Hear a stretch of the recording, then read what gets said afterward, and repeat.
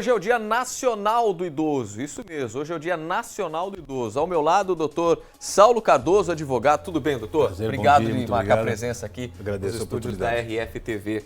Eu queria que o senhor, primeiramente, para o pessoal conhecê-lo, se apresentasse ali. Pode falar na câmera 1 para gente.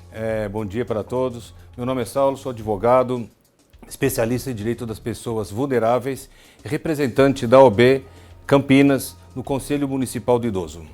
Doutor, por que o tema é relevante e por que a gente traz a questão do idoso aqui na nossa programação? Porque o que tem de idoso que cai em golpe é uma barbaridade. E aí, seja em golpe de instituição financeira, seja em golpe do INSS, né, infelizmente, naquela perda financeira que nós tivemos. Enfim, o idoso está sempre na mira, doutor, justamente pela fragilidade. É isso que a gente pode trazer? Sim, justamente. O idoso, em razão da sua vulnerabilidade, em razão dele não ter conhecimento das vias informáticas, telemáticas, ele acaba sendo uma vítima das pessoas inescrupulosas, que eles buscam vantagem ilícita em relação ao idoso, essas vantagens patrimoniais.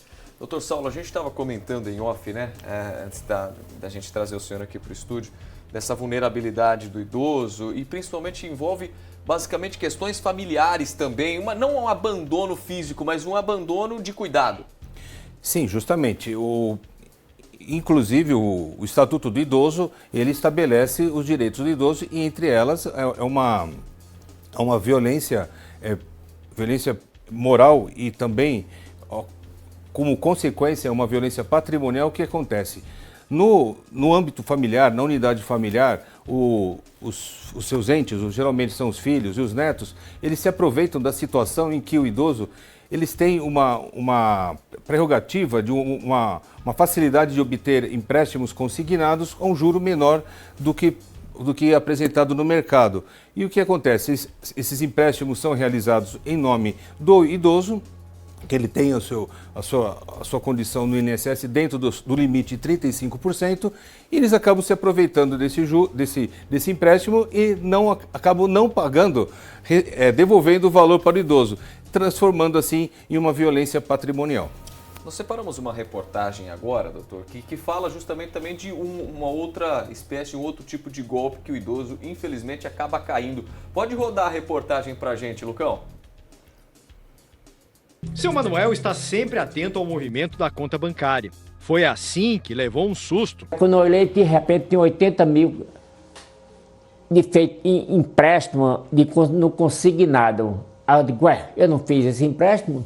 Mesmo com dificuldade de locomoção, ele foi até a agência para avisar que não tinha pedido o empréstimo. Mas no mês seguinte, a primeira parcela de quase R$2.000 foi descontada da aposentadoria.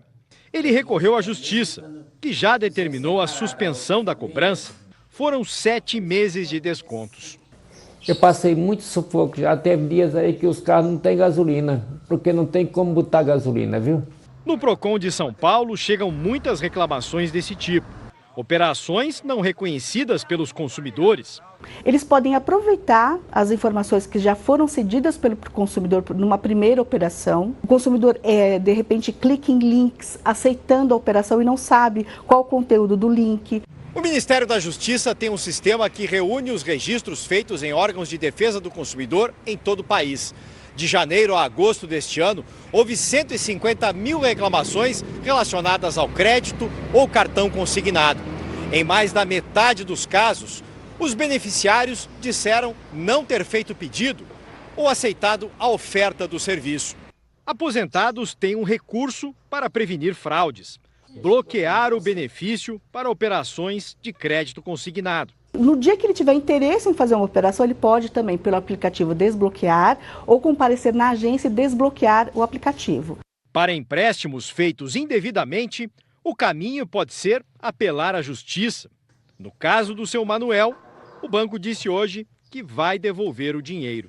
Todo esse tempo do trabalho até chegar à aposentadoria, porque não é fácil não.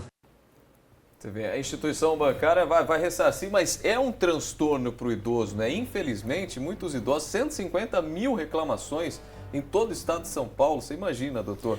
O senhor que está à frente, né? A gente está conversando, você que está chegando agora, Dr. Saulo Cardoso, especialista advogado, né, em direito também do idoso, né, da pessoa que precisa de cuidados especiais agora, principalmente depois que sofre um golpe, como esse senhor da reportagem, né, doutor? Justamente. O que acontece? O idoso, nos últimos anos, eles foram inseridos de uma forma compulsória para que eles utilizassem os aplicativos, conforme a matéria apresentada agora há pouco. O que acontece? O idoso, ele se encontra num ambiente que não lhe é favorável. Não precisa nem ser um idoso. Se é uma pessoa mais nova, também acaba tendo problemas e dificuldades nesse setor. O que acontece? O idoso, ele acaba clicando em botões que não são necessários e que acaba sendo inserido em um empréstimo consignado. E também, infelizmente, eu vou também complementar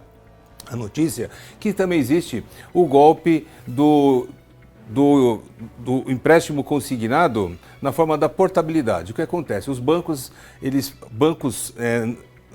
as instituições financeiras, o que acontece? Eles acabam tendo informações desses idosos das contas bancárias, também numa infração também à Lei Geral de Proteção de Dados, porque são dados sensíveis. Exato. Então, esses dados sensíveis estão sendo transferidos para o trem. E o que acontece? Essas agências, essas instituições bancárias, financeiras, eles acabam promovendo uma portabilidade de empréstimo consignado. E o que acontece? O idoso tem uma dívida X, e essa dívida ele pode prolongar essa dívida e ter um desconto menor no seu INSS, no seu recebimento, dos 35%. O que acontece? Ele acaba fazendo o contrato, mas só que nesse contrato, o fraudador ele impõe ao idoso que ele devolva esse valor para eles pagarem a outra instituição. E o que acontece? Nesse momento, eles entram no golpe, sendo aí devedores em duas instituições. Pode colocar as imagens de ilustração dessa matéria, né, com relação ao golpe, porque é o seguinte, doutor. Por exemplo, o senhor tratou dessa questão de portabilidade, né? A portabilidade e muitos golpes e vazamento de dados, podemos dizer assim. Sim. Quando você recebe uma aposentadoria em banco A, tenta fazer a portabilidade para o banco B e um terceiro, um banco C, a portabilidade vai para um banco C, o idoso não está nem sabendo que foi para lá. Justamente. Exatamente isso que o senhor quer dizer. Então, vazamento de dados em detrimento à Lei Geral de Proteção de Dados. O que acontece? A legislação, o Estatuto do Idoso, ele estabelece os seus direitos e a proteção. E repetindo, muito cuidado, você que está nos assistindo, você que está assistindo no YouTube e na TV, muito cuidado com o seu ente querido, porque eles acabam sendo abandonados dentro da própria casa. Não é abandonado, em muitos casos, ao relento, dentro da própria casa, ao ele não ser informado, ao ele não ter informações necessárias para ele não entrar nesses golpes. E, repetindo, muito, infelizmente, a prática desses golpes são feitos dentro da própria casa, na condição da apropriação indébita, que no Estatuto do Idoso tem os crimes estabelecidos sem prejuízo do Código Penal, e já tem os crimes inseridos, que um deles é a apropriação indébita, que é realizado pelo próprio ente querido. Infelizmente, né? O famoso filho que vai lá e pega o bem financeiro do pai. E não retorna esse valor para o idoso. Não. Exatamente. E aí, por exemplo, na pior das hipóteses, vamos pensar assim, o idoso caiu nesse golpe, infelizmente passa por essa situação até constrangedora, o que ele precisa fazer a partir de então? Bom, o que ele precisa fazer é apresentar um boletim de ocorrência para a autoridade policial. Tá? E também eu recomendo também, se puder, também ele pode também recorrer também ao Ministério Público. Em razão também, se necessitar de uma demanda judicial, a contratação de um profissional, um advogado, advocacia, e também se ele for hipossuficiente, a maioria eles são hipossuficientes na parte financeira, eles podem também buscar também a Defensoria Pública do Estado de São Paulo, que aqui em Campinas ou em todas as comarcas tem o atendimento da Defensoria, que irão promover essa defesa ao aposentado em relação a essa fraude. são soluções plausíveis, mas precisa sempre estar respaldado do boletim de ocorrência, né, doutor? Sim, apresentar um boletim de ocorrência, que é uma peça informativa, ou também entrar no Ministério Público, no site do MP e apresentar essa situação. O senhor gostaria de fazer algumas considerações? Olha, as considerações que eu tenho que passar é que hoje o Dia é Internacional e Nacional do Idoso. Há um crescimento muito grande nas pessoas idosas acima. O idoso, para quem não sabe, são os 60 a mais, e precisamos terem que ser aplicadas as políticas públicas e na defesa do idoso, que com toda certeza toda família tem um idoso e deve ser muito bem cuidado. Pode passar o Instagram do senhor. Então, o Instagram é saulo.cardoso.adv. saulo.cardoso.adv. Justamente. Perfeito, doutor. Eu quero te agradecer pela companhia, pela presença e alguns esclarecimentos aqui no Tá No Ar Campinas. Até breve, porque assunto não falta com relação a direito do idoso e, infelizmente, essa leva que a gente está tendo aí dos idosos caindo em golpes. Só neste caso que nós vimos na reportagem, mais de 150 mil reclamações. Então, não é fácil não, né?